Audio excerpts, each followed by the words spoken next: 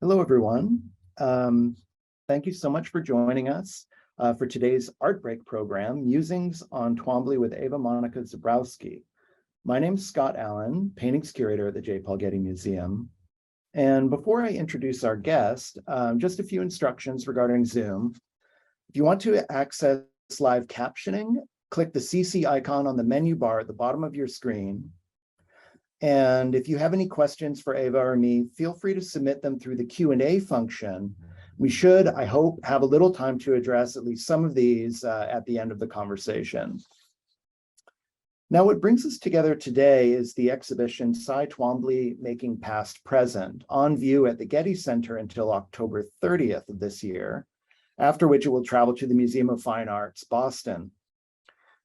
Conceived by Christine Kondolian, the MFA's curator of Greek and Roman art, the exhibition examines Twombly's passion for ancient Mediterranean culture, for its art and architecture, for its religion, mythology, and poetry, and Twombly's passion for the classical tradition writ large. As you go through the show, it becomes pretty clear that Twombly was an artist of many muses, his range of literary reference in particular spanning millennia, from the archaic Greek lyric poets Sappho and Archilochus to modern writers like Rilke and Cavafy. Just as Twombly wanted to position his very adventurous visual and verbal art in productive relation to the past, there are more than a few artists and writers working today who, in the wake of Twombly's death in 2011, have in turn taken him as their muse. I think his inspiration is especially vivid in the photographs, poems, and artist books of today's guest, Montreal-based Eva Monika Zebrowski, who's generously agreed to share some of her thoughts about Twombly and also about her own practice. So welcome, Eva. I'm so grateful that you've joined us today. Thank you, Scott. I'm thrilled to be here to be able to share the inspiration that Cy Twombly has brought me. That's great. I was really, I found it remarkable to learn that over the past several years, you've produced no less than 5 limited edition artist books that address themselves to Twombly. First in 2015, there was Twombly Italia, then A Bouquet for Cy in 2017, The White Sculptures in 2019, I Never Knew Cy Twombly, 20 Poems in 2020, and most recently, Fuori Tempo, Out of Time, published in 2022. And additionally, you've also issued a portfolio of photographic prints, Bassano in Teverina, named after the town north of Rome where Twombly lived at least part-time starting in the mid-1970s. And it's my understanding that you're currently working on another book entitled I Never Knew Cy Twombly, which I think will be more widely distributed than your previous artist books. So I think we all have that to look forward to.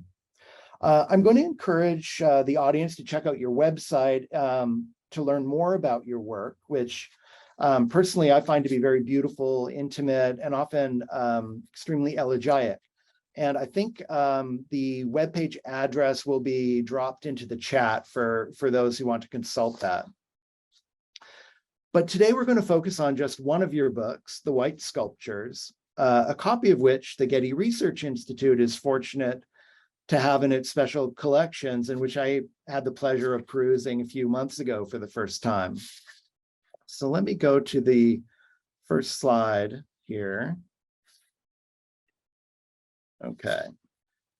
So as the Roman numeral 9, IX, on the title page indicates, The White Sculptures is the 9th of 20 poems that comprise your so-called Twombly cycle.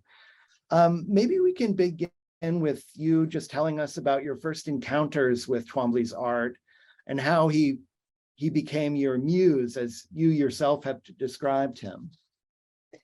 I was familiar with Twombly's blackboard paintings, and one day I was in New York and in a bookstore and was amazed to find a book of his Polaroids published by Schirmer Mosel, who has published quite a few books of his photographs. I never knew he was a photographer. His photos were so different from his formal painting work that I was familiar with. They were intimate, they were personal. They reminded me a little bit of how I see the world, a pair of slippers, a fading bouquet, a view out a window. And I felt like I really wanted to know more. I wanted to learn about these Polaroids, and decided that maybe it would be wise to apply to the American Academy in Rome to see if I could be a visiting artist there and spend time in Gaeta at the foundation looking at the Polaroids. So I was very fortunate that Nicola Del Ruscio agreed to welcome me, and the rest is history. So since my first visit to Rome in 2014, somehow Sy has become my muse. I've found that the more I look, the more I want to know. I see bits of poetry. I learn about his love for the classical world. The fact that he lived in Italy for 50 years, which is a place that I adore, where my mother had lived after the Second World War. It all sort of came together, and I felt, well, let's see what happens. No, it's wonderful. And I think just for the benefit of our audience, you mentioned Gaeta. That's a little town on the coast south of Rome, between Rome and Naples, where Twombly, I think, lived for quite some time in the last decades of his life, right? Yeah. Well, maybe to begin, the way you've structured this book is it starts with the full poem and then moves into your photographs interspersed with lines from the poem. So maybe we can just start, if you don't mind, with you giving us a reading of your poem. The white sculptures. The white sculptures float like delicate ghosts. Absence of color. Found objects take on mythical meaning, transformed by white plaster and string, nails and wood, paint and cloth, metamorphosis. Heroic, the forms echo the past, not marble busts of emperors announcing conquests, not monuments recording history, but new metaphors. Galloping horses, pulling chariots, the vanquished hero returning home. Thank you very much. That's beautiful, and we'll have occasion to return to some of those lines as we flip through the book. The way we, just for our audience, the way we conceived of this conversation would be as a kind of a virtual flipping through of the book. Not every single page opening, but many of them. So let's go to the first one, the first photograph of yours. And before you give us any image of a sculpture by Twombly, you start with this somewhat grainy, almost monochromatic photo of heavy marble fragments arranged on a floor before an imposing stone wall. And when we flip the page, we realize that the first image is really the ghost of this second one here on the reverse. And then that idea of ghosting is reinforced in these opening lines. The white sculptures float in my imagination like delicate ghosts. Maybe you can set the scene for us here. Where are we? What's the significance of this place for you or for Twombly? These photographs were taken on the Acropolis. I felt that if I wanted to understand a little bit more about Sy, I had to go there. It coincided, my first visit to Athens coincided actually with a beautiful exhibition that he had at the Cycladic Museum, pairing antiquities with some of his work. So for me, seeing the place, trying to understand more about his fascination with the classical world, with antiquity, myths, history, so much a part of his painting. I felt like I had to go there and witness, or have a first glance. It was really a first glance. Yeah, I mean, there's something I find a really interesting contrast here too between the sort of, these massive stone fragments and this idea of ghosts and floating. And I feel this tension throughout your book between the sort of the weightless and the immaterial, and the materiality of these ancient fragments, and also Twombly's sculpture, and that I find to be quite interesting. The other thing I wanted to say about ghosting too, you can see some of the images transparently kind of appearing page to page. Sometimes they're the ghost of the real photograph. To me, that talks a lot about absence and presence and memory, and the fact that everything is ephemeral in the end. Right.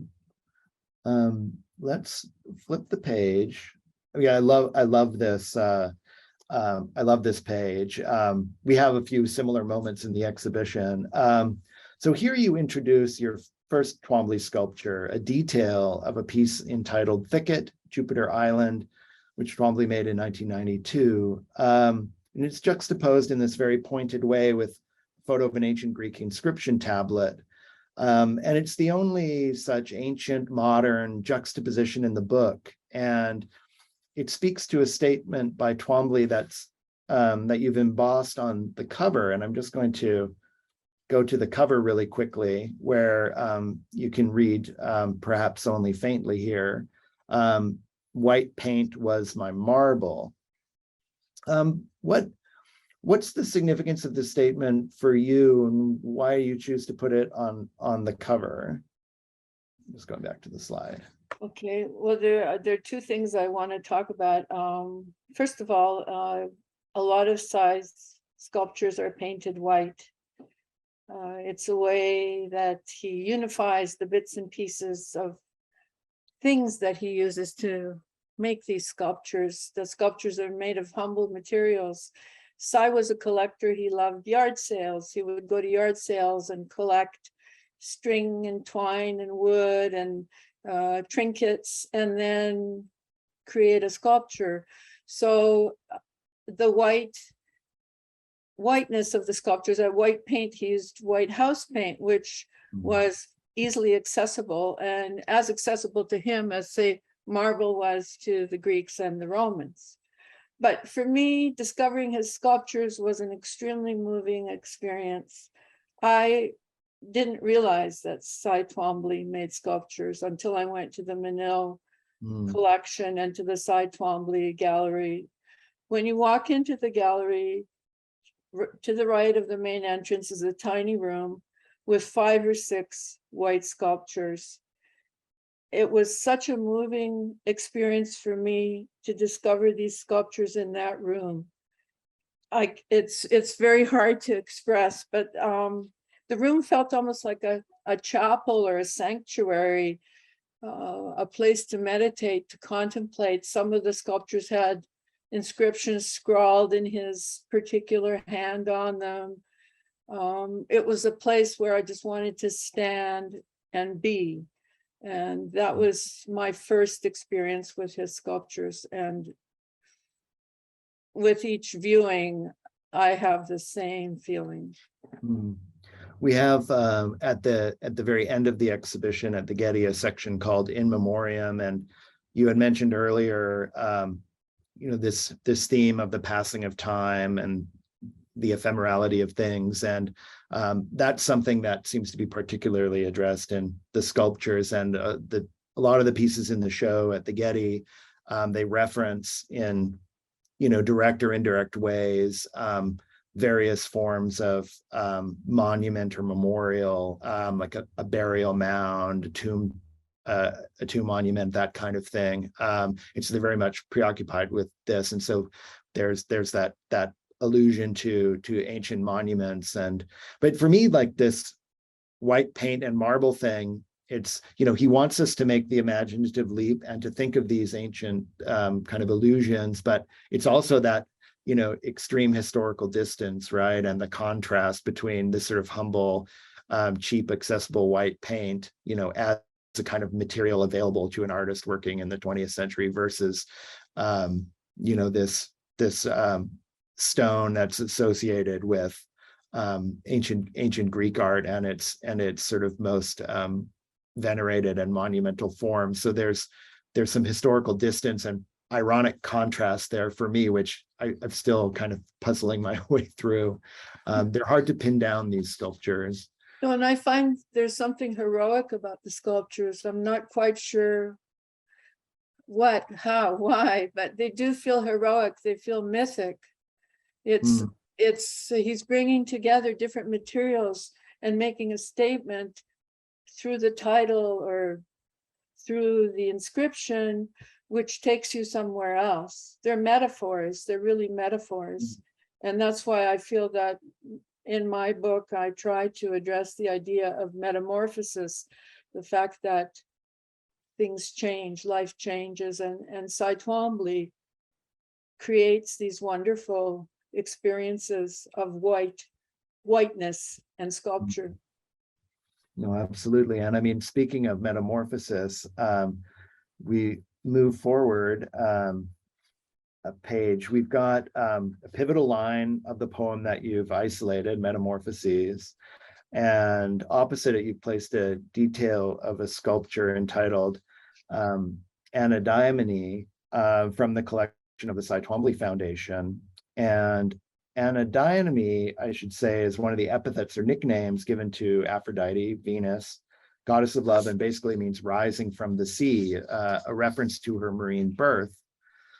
And this sculpture seems to enjoy kind of special status in your book. It appears on 3 consecutive page openings. This is the first one. And it also happens to be the one Twombly sculpture in your book that's also in our exhibition at the Getty. And so I wanted to dwell on it a little bit. And for the audience's benefit, I'm just going to show an image of the whole sculpture here, taken from an opposing angle and from above rather than from, behind and below. But I'm hoping you could maybe say a few words about this sculpture and the particular detail you've selected, and maybe how you see it relating to this idea of metamorphosis, which you've sort of touched on a little bit already. Those are all big questions. Yeah, sorry. I'm not sure I know how to answer them. Putting you on the exactly. spot. I saw this beautiful sculpture in Athens at the Cycladic Museum, and it seemed to take the way it was placed was in a key place where there were other images of Venus, some drawings by Cy, some antiquity. I don't remember what it was, but it was sort of a Venus room, if you wish, almost. And the sculpture was so simple. It was wood that was painted white, just a simple coat of white, and then embellished with a little bit of blue, which kind of reminded me of the sea.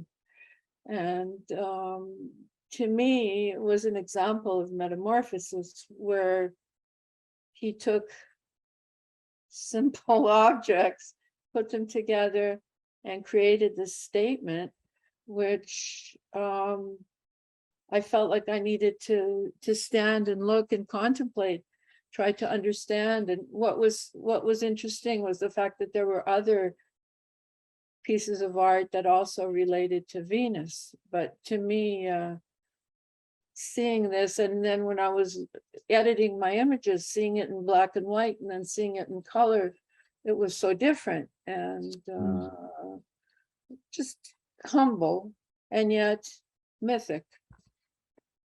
Yeah, I mean, I think it's, if we go back, it does have this kind of iconic, monumental presence, and just by virtue of that title that he assigns the work and this idea of rising from the sea associated with, these kind of famous statues of Venus from the ancient past, that one little flap of wood that he's got hinged at the top there, and it's painted blue on the underside, as you were referring to. He conveys this notion of rising from the sea in this like totally abstract geometric way, which is quite striking. I mean, we wouldn't make that association of the title and the piece is so vital. And to me, it's interesting that many of the sculptures are untitled. Some of them are titled, and this act of titling or not titling is very intriguing to me. And the titles that he does assign are maybe they're tentative. Sometimes they're just in parentheses. They're provisional and tentative. Like the meaning is still a little bit unfixed and floating. And I think by the fact that the meaning is unfixed and floating gives a chance to the viewer to enter and create his own meaning. Mm-hmm. Yeah, absolutely. Which is interesting. I'm continuing with this group of photos about this one sculpture, and we've got a similar detail on this page, this time in the full color. And I hope people can see the blue that we've been talking about on the underside. You talk about in the poem absence of color, but in fact there are these occasional little gestures to color that are almost hidden, in this case particularly hidden on the underside of the sculpture, which is, it's a little secret place of color in the work, which I really love. And you've placed it next to a very intriguing image, one that I found really pretty confusing and disorienting the first time I looked through your book. What are we looking at here? Where did you take this photo? And how might we see it playing with the image of the sculpture that you've juxtaposed it with? The photo on the right was taken in Rome of a little bit of an iconic cypress tree visible and the texture of the wall. To me, the two images relate because there's the vertical wood and the vertical tree, and also the fact that the sculpture is made of wood. I mean, as simple as that sounds, to me, the relationship is talking about materials in nature. Nature was, Sy loved nature. Nature appears a lot in his sculpture as well as in his painting, allusions to nature, gardens, growing things, walking. He celebrated life in the Mediterranean and was surrounded by all this beauty that obviously affected his work. And the cypress tree is such an iconic thing for Italy, and to me means Rome in many ways. So yeah, it was a fitting pairing, even though confusing. People think, oh, maybe it's horizontal, but it's the tree that sometimes grows to great heights and houses a lot of birds and is just a beautiful thing. Well, and I mean, now you're talking about these kind of formal and visual comparisons, the sort of the scraped off paint on the wall next to the, the sort of that abrasion on the wall is sort of echoed, and the, the kind of the worn surface of Twombly's sculpture, where you see the kind of the wood grain coming through. That's pretty striking. But because of the marine theme of the Twombly sculpture, you kind of programmed my imagination to read the cypress tree photograph as a rotated seascape with a kind of a windswept bluff and these kind of steely gray ocean. Interesting. Kind of a more Nordic seascape rather than Mediterranean one show. You can see the blue a little more in this. Yeah, no, here you can really see it. It's a little bit washed out, a little bit more brightly illuminated. So we're in the exact middle of the book here, and you've marked it with two Twomblys side by side. The final image in the Anadyomene sequence and an untitled piece from the Menil collection in Houston that you were talking about a few minutes ago. And this appears to be some kind of bound object tied with string, covered in plaster and paint. Recalling that line from your poem, transformed by plaster and string, found objects take on mythical meaning. And it seems like there's this lovely echo between the knot of Twombly's string and the knot in the string binding your book. I'm guessing that was intentional. Do you mean to encourage us to think of the book as taking on some of the properties of Twombly's work? I'm kind of curious to learn more about how you see your chosen media, primarily photography and the book, in relation to Twombly's. Well, the book is the knot in the book. It's a stitched book, has nothing to do with the image on the right. I just like the Really? materiality of the hand stitched book, and paper and turning the pages, and the physicality of being involved with that. It's a nice kind of accident, I guess, but it certainly wasn't intentional. Oh, okay, fine. When I was in Gaeta looking at the hundreds of Polaroids that Cy had taken, I was wanting to take photographs in Rome, which reminded me maybe of what he would see, where he would walk, where he would stop, what he would look at. But I found that that was not enough. I found that I had to write. My images didn't convey for me what I was feeling and thinking. So I ended up writing, and I've written 20 poems, many more than I had imagined, but certain experiences made me want to evoke something in words as well as in images. No, I mean, it's a very understandable response to Twombly's work. And I mean, we know he was a great reader of poetry, and like the reading of poetry was a very important part of his creative process, and obviously incorporated a lot of excerpts from verse, and that experience of kind of reading and speaking and looking, these were all kind of bound up together for him in really interesting ways, I think. I mean, and I think today, I mean, there's a lot of ways in which Twombly is maybe even more of a poet's artist than say like a painter's artist. I mean, there's that literary element which is so strong. And moving forward towards the end of the book, we've got a picture of a relief sculpture that exemplifies, according to your poem, what Twombly's sculptures are not. Quoting you, not marble busts of emperors announcing conquests, not monuments recording history, but new metaphors. And I think this really gets at something so fundamental about Twombly's sculptures, that they do indeed echo the past, as you write, but their meaning is nonetheless always provisional, awaiting inscription, open to transformative imaginings of viewers, readers who come after, like you.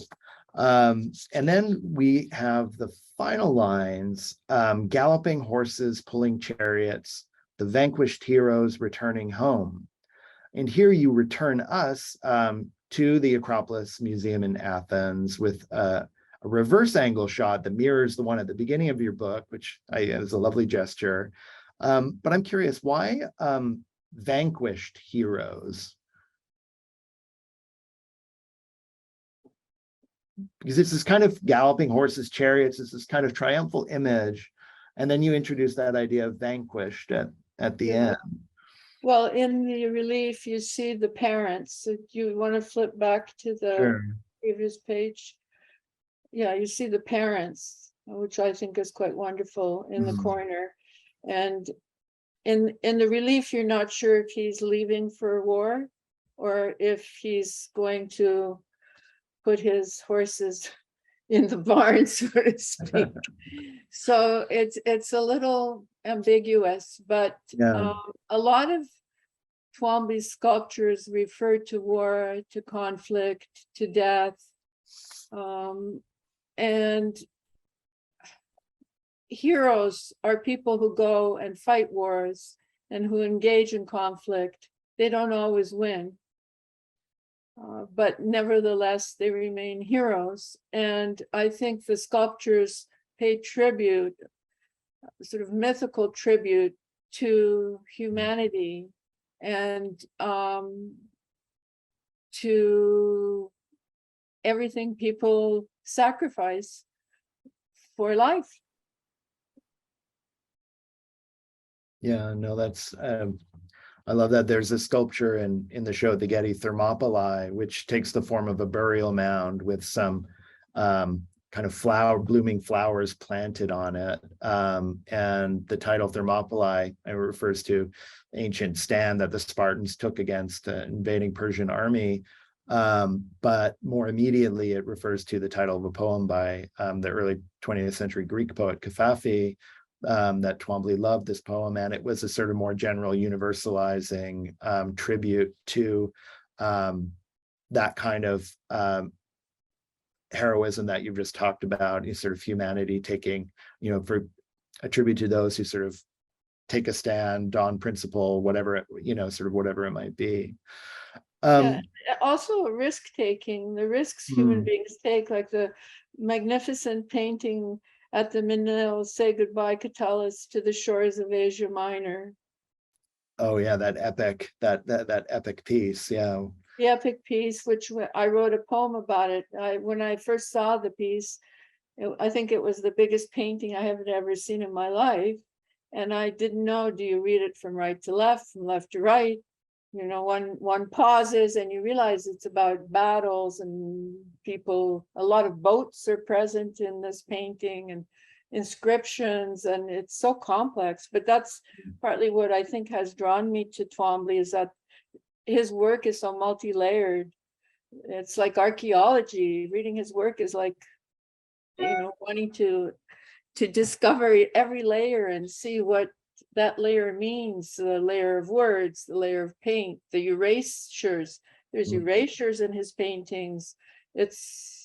Anyway, I'm going on. No, but I think you're right. And I think, Here. he has these archaeological inspirations too, Yeah. like in precisely that way that you're talking about. Now you end with another text entitled Whiteness, which I think teaches us a lot about Twombly's art and its operations. Would you mind just kind of in closing read that for us? No, I'm happy to read that. I think it reinforces a lot of what we've been talking about. A lot of the ideas we're trying to talk about and discuss and conclude, I tried to kind of recall in this text. On whiteness. During his lifetime, Cy Twombly produced many white sculptures. Humble sculptures made of humble materials, often untitled, sometimes recalling historic moments or battles, or with classical references, elegiac. At times, he incorporated leaves or flowers, his love of nature. Found objects, always their essence. Cy was fond of yard sales and fond of collecting. He would repurpose everyday remnants. He used pieces of wood, nails, sticks, wire, string, twine, plaster, often painting everything white. White neutralized reality, giving everything a unifying patina. White unified the whole, made all parts equal. White transformed the mundane into the sublime. White erased the past. White made his sculpture universal, transforming odds and ends into mythical objects.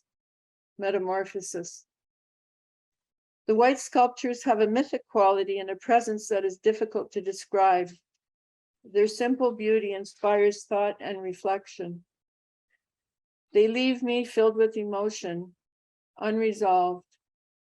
They make me think about classical sculptures, myths, ancient civilizations, archaeology, battles, and the constant human quest for the sublime and longing. Each sculpture is a window into your universe, dear Cy. Thank you so much for that, Eva. I think it's really a perfect note to end on, and I'm kind of wishing that we had enlisted you to write some of the gallery text for the for the exhibition. I think you really capture something so essential about the work. I think before we sign off, let's maybe see if we have any questions from the audience. I know we're starting to run short on time. Let's see. Okay. Well, I don't see any so far, but I know that you had mentioned to me earlier before we got online that you wanted to make some acknowledgement. So I'd love to invite you to do that. Okay. No, this journey has involved many people, and I have many people to thank. So firstly, thank you to the Getty for this special invitation, and to you, Scott, for this insightful reading of my work. I really appreciate it. Thank you to Christine Condolian for her encouragement. Thank you to Nicola Del Ruscio and Alessandro Twombly for allowing me to begin to explore Cy's universe. Thank you to the Menil Collection for special access to the Cy Twombly Gallery and Archive on day one, and to the American Academy in Rome for providing me with community and the time and space to dream. And to my collaborators, Francine Savard and Dats Press, for their constant presence. Oh, great. Thank you so much, Ava, for sharing your work and your thoughts with us today. And I'd like to thank our audience too for their time and attention. We really appreciate it. And for those of you interested in further Twombly programming coming up, on September 13th at 4 o'clock LA time, got a lecture by the exhibition's lead curator, Christine Condolian, from the MFA Boston. Her expertise is ancient Greek and Roman art. She's had a passion for Twombly for ages. And this whole project is really her brainchild. And it'll be really worthwhile hearing her perspective on this whole topic. And then on October 12th, we have the second installment of this mini art break series on Twombly. And on that day at noon, I'll be speaking with the San Francisco-based poet Dean Rader, who wrote a terrific review of the exhibition catalog for this show, and has been writing a lot of Twombly-inspired poems, and is issuing a volume of Twombly-inspired poems next year, I think. So that should be an interesting conversation too. And speaking of the catalog, for those of you interested, it's full of really insightful essays. It's a beautifully produced book, and so I recommend you checking that out. I think there'll be a link in the chat to the catalog. Oh yeah, it's there already. So with that, thank you again. Thank you, Ava. Thank you all for joining us, and see you next time, I hope. Thank you, Scott. It has been a great pleasure. Likewise.